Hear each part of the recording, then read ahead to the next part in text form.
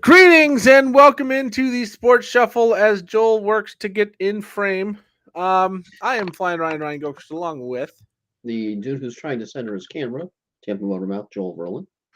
and we're here to talk about the last week of the NFL regular season. Go through quickly some of the playoff matchups, go over the draft order, and talk about some of the news and notes that have been happening in the last few days. We do have a couple more coach openings, although so far no major surprises.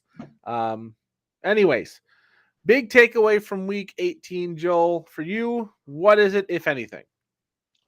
Definitely has to be the Detroit Lions. You just absolutely have to love Dan Campbell realizing his team has quote unquote no motivation.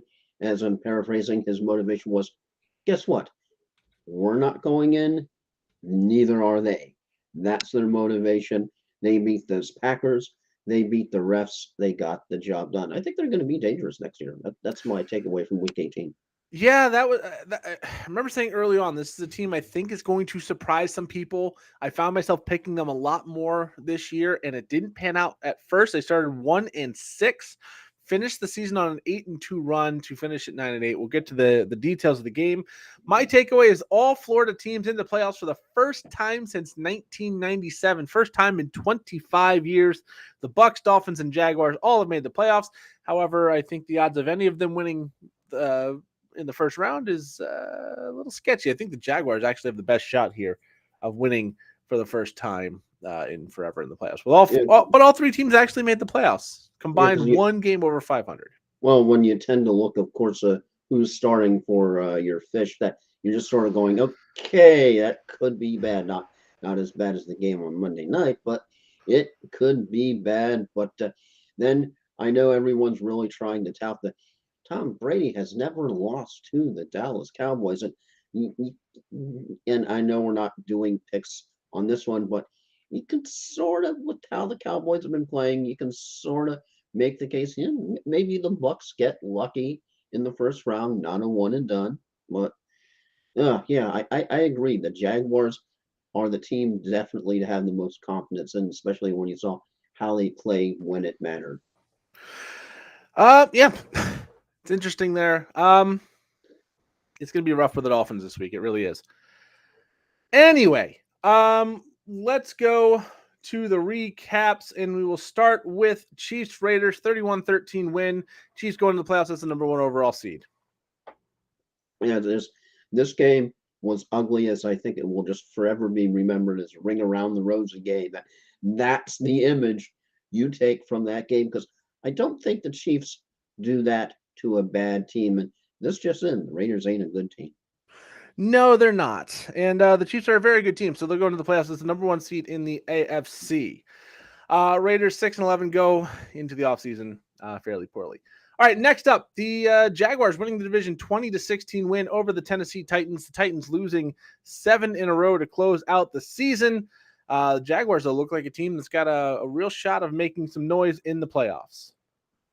Just Tennessee was doing well. I just think that they played way too passively in the fourth quarter. It's like I ended up texting you, they're playing prevent offense. And that just doesn't work when you have a defense that has the other Josh Allen, not the quarterback.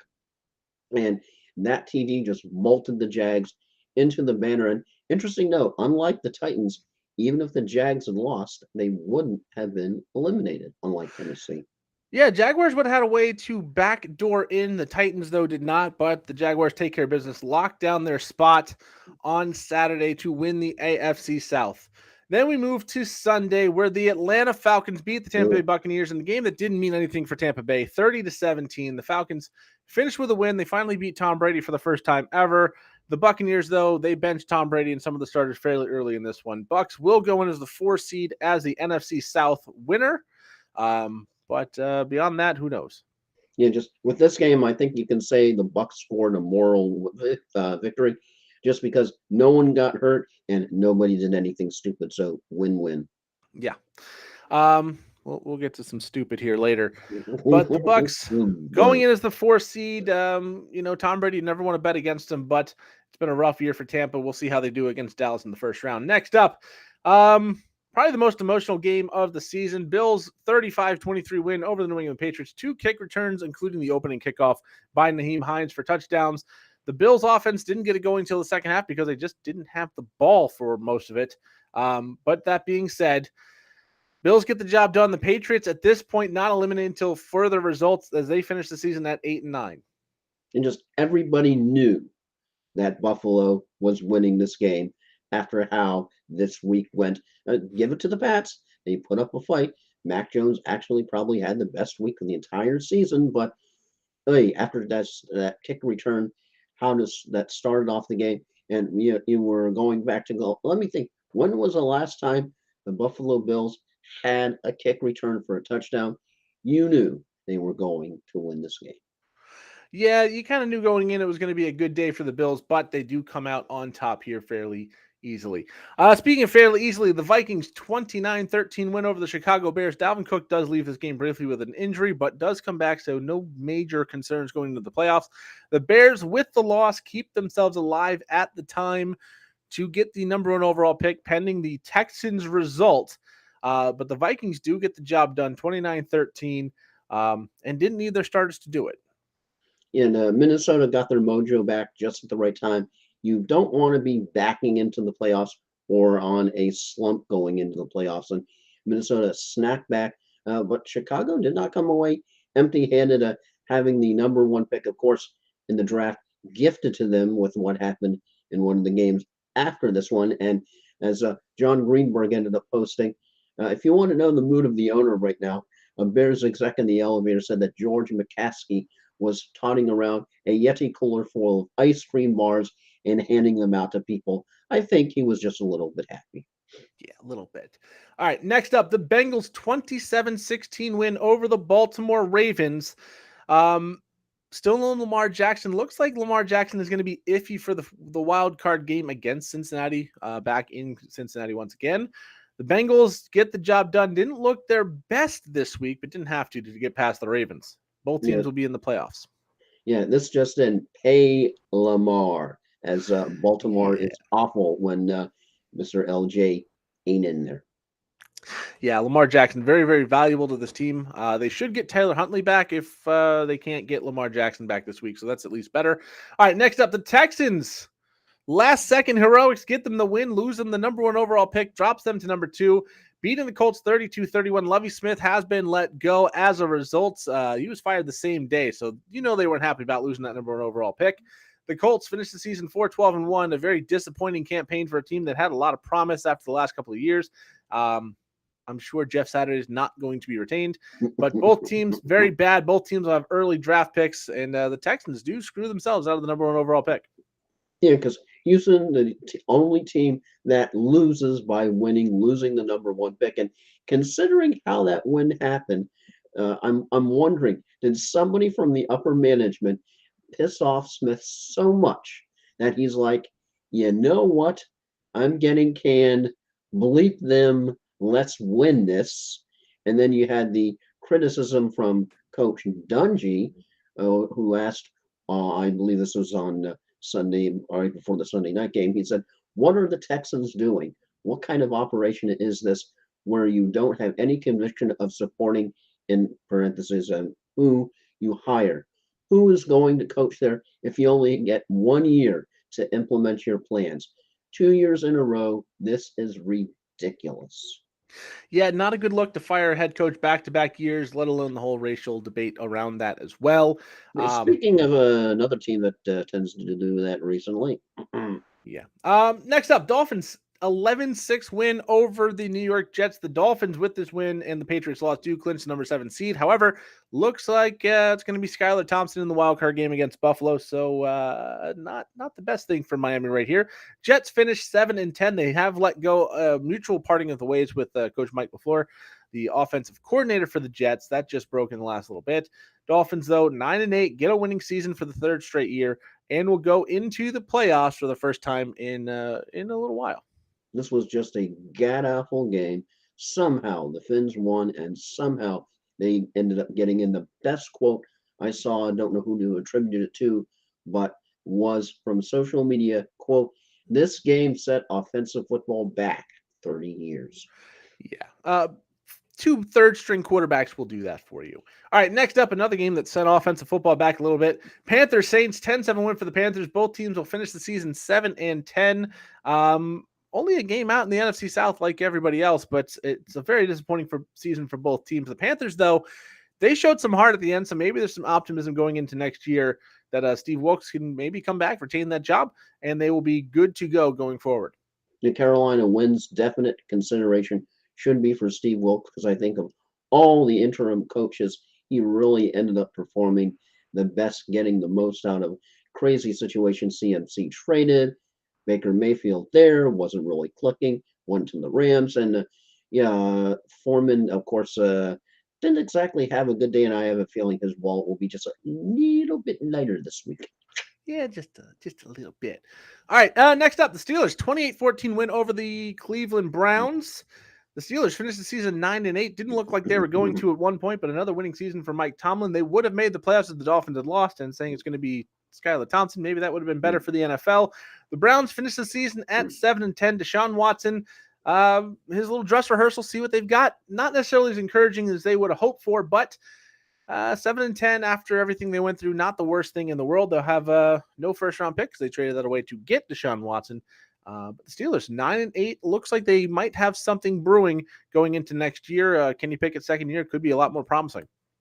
Yeah, Steelers get the winning season for Coach Tomlin, but no playoffs. An interesting comparison between the Steelers and the Texans is I saw this was posted. The Steelers have had a total of three head coaches since the 1969 season. Meanwhile, the Texans have had four different head coaches over the last 3 years. I don't think it's the coach is the problem there. No, the Texans have a lot more problems than that. So, anyways, next up, Eagles 22-16 win over the Giants. The Eagles played a backup team, didn't play real well in this one, but I think they were also trying to preserve some starters. The Eagles do clinch number one overall seed in the NFC. The Giants will be the 6th seed going into the playoffs. Really, basically a meaningless game, but just reminded you, Philly runs on Hurts. Yeah, it definitely helped out. A team that didn't run how they thought they were going to, the Cowboys this week, losing to the Commanders 26-6. The Commanders finished 8-1. The Cowboys do have the 5 seed wrapped up with the Giants benching a lot of their stars. Maybe not a lot of motivation in this game for the Cowboys, and it showed. The Cowboys, though, 12-5, not a bad season. We'll see how they fare. They do go to Tampa to play the Buccaneers on Monday night in the last game of Wild Card Weekend. And so you're basically just asking what happened to Dak recently. And also, in another alternate universe, Washington got in with the win. Yeah. If they gotten one more win, they would have locked up that 7th seed, but they did not. Next up, the Broncos 31-28 win over the Chargers. The Chargers were locked into that 5 seed. They played their starters for longer than you would expect, and it cost them Mike Williams and Joey Bosa some health concerns. We'll see if they can play this week. The Broncos, though, back-to-back wins without Nathaniel Hackett. Offense looking better, so maybe some optimism as a Broncos fan that going into next year, you'll be a little bit better and a little bit more optimistic. Maybe your season won't be so bad. You have to wonder what the actual bleep Staley was doing here, having Williams hurt and playing that late in literally a meaningless game that had zero effect on playoff seeding, on absolutely anything. As you tend to look at these Chargers, I definitely have a candidate feeling of one and done. Definitely candidate. They play the Jacksonville Jaguars. We'll see how that one goes. All right, next up, the Seattle Seahawks needed a win and some help to get in. They do get the win in overtime, 19-16. The Rams do fall a little bit short tonight or over the weekend, and 5-12. There's questions about Sean McVay going forward, but the Seahawks do get the win and keep their hopes alive at this point. Yeah, because he hasn't resigned, but basically seems like with that statement that it's okay for his assistant to pursue other means of employment. You sort of have an indication that he might lean to be heading to somewhere else, as Seattle definitely bounced back when they needed it. It will be a hard road if they pull off a wild card win. I really can't see them going deep, but it was a strange year. And surprisingly, the team that traded Russell Wilson did better than the team that got Russell Wilson.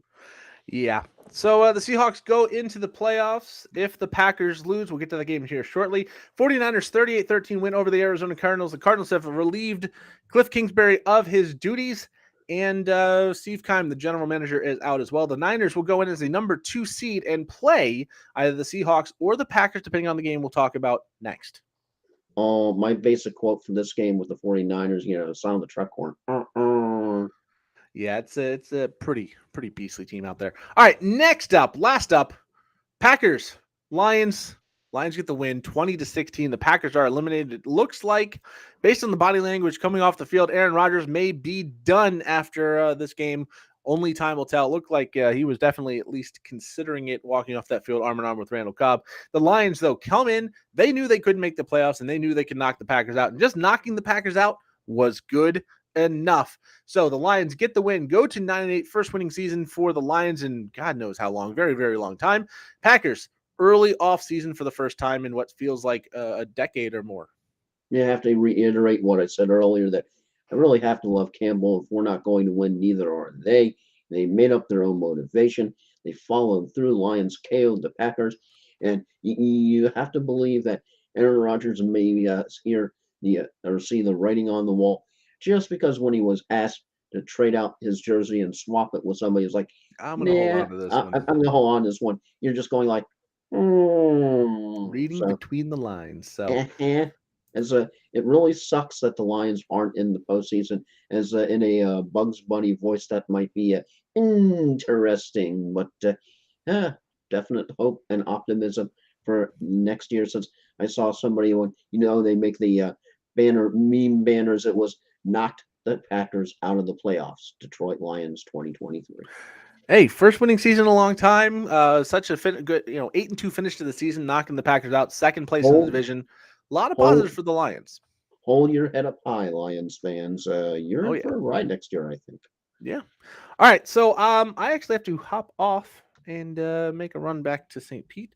But quickly, Joel, if you got a final thought quickly, let's kick that through. Final thought will just be, once again, Dan Campbell, and I believe this was at the end after they did what they said they were going to do, and he was addressing all lines. He said, and by the way, this is just the beginning. This is just the beginning now.